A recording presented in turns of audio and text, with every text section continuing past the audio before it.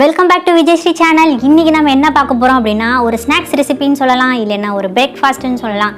குழந்தைங்களுக்கு நீங்கள் எப்படி கொடுத்தாலும் சாப்பிடுவாங்க. என்ன டிஷ்ஷு வந்துட்டு குழந்தைங்களுக்கு பிடிக்கும்? உருளைக்கிழங்கு, பொட்டேட்டோ, இதுதான் நம்மளுக்கு எல்லாருக்குமே பிடிச்சதும் கூட. ஸோ யார் வேணால் செஞ்சு சாப்பிட்லாம். ஸோ இதில் நம்ம என்னென்ன ஆட் பண்ணி எந்த மாதிரி பண்ண போகிறோம், ஈஸியாக நம்ம சீக்கிரமாக பண்ணுறது தான். ஸோ எப்படி பண்ண போகிறோம் சொல்லிட்டு வீடியோக்குள்ளே போய் பார்க்கலாம். அதுக்கு முன்னாடி நம்ம சேனல் சப்ஸ்கிரைப் பண்ணி கூடவே பெல் பட்டன் ப்ரெஸ் பண்ணிவிடுங்க. ஸோ வீடியோக்குள்ளே போகலாம்.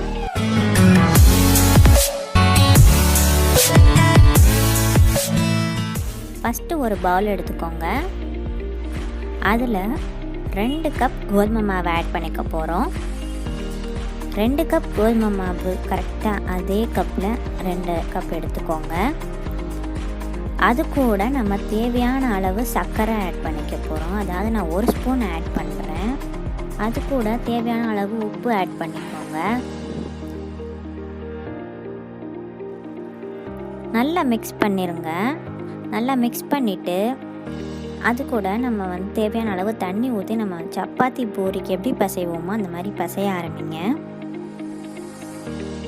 நல்லா ஃபுல்லாக மிக்ஸ் பண்ணி நல்லா பசைங்க. அதுக்கப்புறம் அதில் நம்ம கூட நெய் ஆட் பண்ணிக்கலாம். நம்ம நெய் ஆட் பண்ணுறதுனால என்ன ஆகும்னு பார்த்திங்கன்னா, அது நல்லா அந்த மாவு வந்துட்டு உங்களுக்கு நல்லா ஒரு சாஃப்டாக வரும். நெய் ஊற்றி பசைஞ்சு பாருங்கள், கண்டிப்பாக உங்கள் மாவு நல்லாவே சாஃப்டாக வரும். நல்லா பசைஞ்சிட்டு சாஃப்டாக பசைஞ்சிடுங்க. பசைஞ்சிட்டு அது பாட்டுக்கும் இப்போ ஓரமாக வச்சுடுங்க, மூடி வச்சுடுங்க. இப்போ நம்ம வந்துட்டு ஒரு மிக்சிங் பவுல் எடுத்துக்கோங்க. அதில் நான் இப்போ 2 உருளைக்கிழங்கு கரெக்டாக வேக வச்சு நல்லா மசிச்சு வச்சுருக்கேன். அதை நல்லா மேஷ் பண்ணி அது தனியாக எடுத்து வச்சுக்கோங்க. கரெக்டாக 2 பொட்டேட்டோஸ் தான். இப்போ அது கூட நான் அதை ஒரு பெரிய வெங்காயம் நல்லா பொடி பொடியாக கட் பண்ணி வச்சுருக்கேன். அதையும் நான் இப்போ ஆட் பண்ணிக்கிறேன். நான் சொல்கிற அளவு வந்துட்டு அதே மாதிரி நீங்கள் கரெக்டாக ஆட் பண்ணிக்கோங்க. அப்போ தான் அந்த பதம் வந்துட்டு உங்களுக்கு நல்லா வரும். கரெக்டாக 2 கப் கோதுமை மாவு தான் ஆட் பண்ணியிருக்கேன் நான். உங்களுக்கு தேவையான அளவு வீட்டில் எத்தனை பேர் இருக்காங்களோ அதுக்கேற்ற மாதிரி நீங்கள் ஆட் பண்ணிக்கோங்க. இது கூட நான் இப்போ உப்பு ஆட் பண்ணுறேன், அதுக்கு தேவையான அளவுக்கு. இப்போ இது கூட நான் காரப்பொடி ஆட் பண்ணுறேன். சில்லி பவுடர் 1 ஸ்பூன், நல்லா பெரிய ஸ்பூனில் 1 ஸ்பூன் நான் ஆட் பண்ணிக்கிறேன். அதுக்கப்புறம் அது கூடவே நான் கரம் மசாலா அது வந்துட்டு ஒரு 3/4 ஸ்பூன் பக்கம் நான் அதுவும் ஆட் பண்ணிக்கிறேன். உங்களுக்கு காரத்துக்கு ஏற்ற மாதிரி நீங்கள் ஆட் பண்ணிக்கோங்க. அது கூட நான் வந்துட்டு இப்போ இதில் சாட் மசாலா ஆட் பண்ண போகிறேன். அது ஒரு 1/2 ஸ்பூன் அந்த மாதிரி ஆட் பண்ணிக்கோங்க. சாட் மசாலா சேர்க்கும்போது உங்களுக்கு அந்த டேஸ்ட் வந்துட்டு சூப்பராக வித்தியாசமாக இருக்கும், நல்லாயிருக்கும். இப்போது கொத்தமல்லியை நான் கொஞ்சம் எடுத்துகிட்டு அதை குட்டி குட்டியாக கட் பண்ணி இதில் ஆட் பண்ணிக்கிறேன். இது நல்ல ஸ்மெல்லாக இருக்கும், சூப்பர் வாசனையாக இருக்கும். இதில் நீங்கள் ஆட் பண்ணும்போது கொத்தமல்லி ஆட் பண்ணிங்கன்னா. இப்போது இது நம்ம என்ன பண்ண போகிறோம்னா நல்லா மிக்ஸ் பண்ண போகிறோம். எல்லாத்தையும் நல்லா மிக்ஸ் பண்ணிவிடுங்க. அந்த உப்பு எல்லாமே மிக்ஸ் ஆகணும். நல்லா மிக்ஸ் பண்ணிவிடுங்க.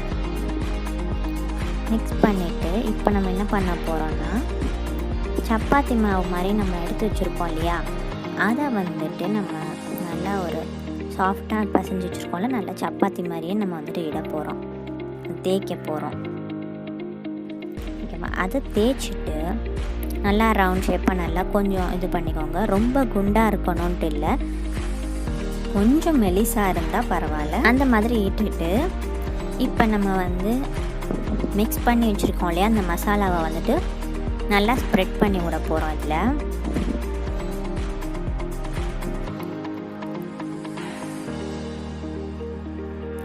நல்லா ஸ்ப்ரெட் பண்ணிக்கோங்க. ஸ்ப்ரெட் பண்ணிவிட்டு ரோல் பண்ணிவிடுங்க. பார்த்து மெதுவாக நான் கரெக்டாக நீங்கள் ரோல் பண்ணிவிட்டு இந்த ஓரத்தில் இருந்த எக்ஸஸ் மாவை நம்ம தனியாக கட் பண்ணி எடுத்துக்கலாம். எடுத்துட்டு இப்போ இது எல்லாமே கரெக்டாக நீங்கள் கட் பண்ணிக்கோங்க. உங்களுக்கு தேவையான சைஸில் நீங்கள் கட் பண்ணிக்கோங்க. இந்த கட் பண்ணிவிட்டு என்ன பண்ணோன்னா, இந்த மாதிரி அமுக்குனீங்கனாலே உங்களுக்கு கரெக்டாக ஒரு ரவுண்ட் ஷேப்பில் அது வந்துடும். இந்த மாதிரி எல்லாமே நீங்கள் இட்டுட்டு உங்களுக்கு தேவையான அளவு இட்டுட்டு இந்த மாதிரி மசாலா ஆட் பண்ணி ஸ்ப்ரெட் பண்ணிவிட்டு நீங்கள் எடுத்து வச்சுட்டோங்க தனியாக.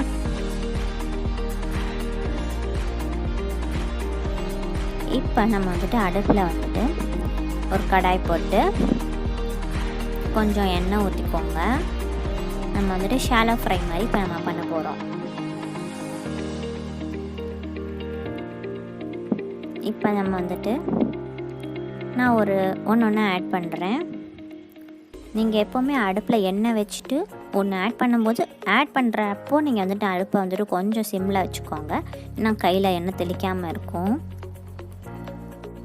அது மாதிரி நான் இப்போ எல்லாத்தையும் ஆட் பண்ணுறேன். ஒரு 5 ஆட் பண்ணி வச்சுட்டு அதுக்கப்புறமா நான் இப்போ என்ன பண்ண போகிறேன்னா ஒரு மீடியம் ஃப்ளேம்லேயே நான் வச்சுக்கிறேன். 5-6 நீங்கள் ஆட் பண்ணிக்கோங்க. ஆட் பண்ணிவிட்டு மீடியம் ஃப்ளேம்லேயே வச்சுட்டு நம்ம வந்து திருப்பி போடலாம். ஒன்றா திருப்பி போடுங்க. ஒரு 2 மினிட்ஸ் 3 மினிட்ஸ்க்கு அப்புறம் அது வந்துட்டு நல்லா வெந்துடும். கரெக்டாக ஒரு 2 மினிட்ஸ்லேயே வெந்த ஆரம்பிச்சிடும். அப்போ நீங்கள் ஒன்றா திருப்பி போட்டுட்டு அதுக்கப்புறமா நல்லா வெந்ததுக்கப்புறமா நீங்கள் இறக்கிட்டு இதை நீங்கள் தனியாக வெறுனையே சாப்பிடலாம். இது வந்து கலர் மாறுறதே வந்துட்டு உங்களுக்கு சூப்பராக இருக்கும். அந்த கலர் பார்க்குறதுக்கே ரொம்ப ஹெல்த்தியான ஃபுட்டு. இது வந்து நீங்கள் ஒரு ஈவினிங் ஸ்நாக்ஸாக எடுத்துக்கலாம், இல்லைன்னா மார்னிங்கும் நீங்கள் ஒரு டிஃபனாக எடுத்துக்க முடியும், பிரேக்ஃபாஸ்ட்டாக. அந்த டேஸ்ட் வந்துட்டு வெறுனையும் சாப்பிட்லாம், நீங்கள் இல்லைன்னா சாஸ் தொட்டு சாப்பிட்லாம். கண்டிப்பாக ட்ரை பண்ணி பார்த்துட்டு எனக்கு கமெண்ட்டில் சொல்லுங்கள் எப்படி இருந்தது அப்படி சொல்லிவிட்டு. ஸோ இந்த ரெசிபி வந்துட்டு கண்டிப்பாக உங்களுக்கு பிடிச்சிருக்கும்னு நான் நம்புகிறேன். ஸோ நீங்களும் ட்ரை பண்ணி பார்த்துட்டு எனக்கு கீழே கமெண்ட்டில் சொல்லுங்கள் எப்படி இருந்தது அப்படி சொல்லிவிட்டு.